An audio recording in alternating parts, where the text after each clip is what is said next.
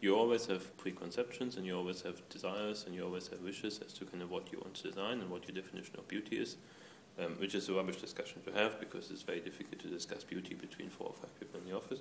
What we do find quite interesting is to work with material and to work with how things are put together in each place differently. And that sometimes affects buildings on a master plan scale. Sometimes it isn't really about kind of how you put stones together, but that's a location that, you know, windows in this location are always extremely small. So how do you design something that kind of works with the local climate, which is much more of a master planning thought. I mean, for example, in Syria, we were doing a couple of projects before the kind of current revolution got too bad for a Middle Eastern-based client, not Syrian, but kind of outside. And we always went over budget. We didn't quite understand why, because we thought we built something so simply and so cheaply. How can it be that every time we submit it again for cost assessment, it's over budget? And so we asked a couple more Syrians and said, kind of, how could you make it cheaper? And I said, well, you know, you have to understand it would be better if you use more stone. And we thought that's quite odd. Nobody has ever told us anywhere else in the world that more. I said, well, you have to understand, for the last 6,000 years we've had stone. We haven't really had much else because there isn't much water, you don't have amazing trees, and they certainly haven't had any metal. And so all your preconceptions of what's cheaper have to go out of the window, because what's cheaper in Syria isn't necessarily what's cheaper anywhere else, because there are two things that are cheap, is stone and labor.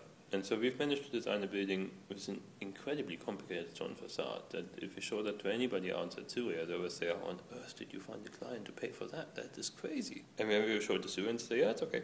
And they build mock-ups of that stuff. It is that amount of kind of openness to the locals that we find gives you incredible opportunities sometimes, because you discover stuff that you would have never thought is possible. And some other stuff you would normally do just isn't possible, and that's actually quite exciting. I think what's nice about London is that I think more than any other place I've worked and I've been to, it is an extremely good base to be in. I think London per se doesn't mean a lot. It's a place to work with people, to find people to collaborate with.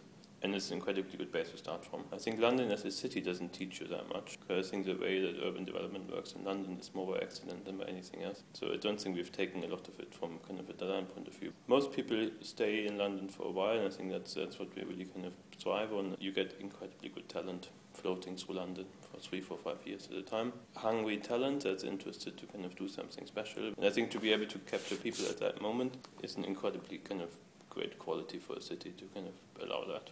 I think other than that, people like to come to London, clients do, which we find quite nice. So I think if we would be based in, you know, Italy or Germany or somewhere else, I think we would struggle to attract the same amount of international clients, because I wouldn't think that somebody coming out of a mid-sized place in a different country could actually work in that country. Somehow if you're in London, nobody seems to ask that question.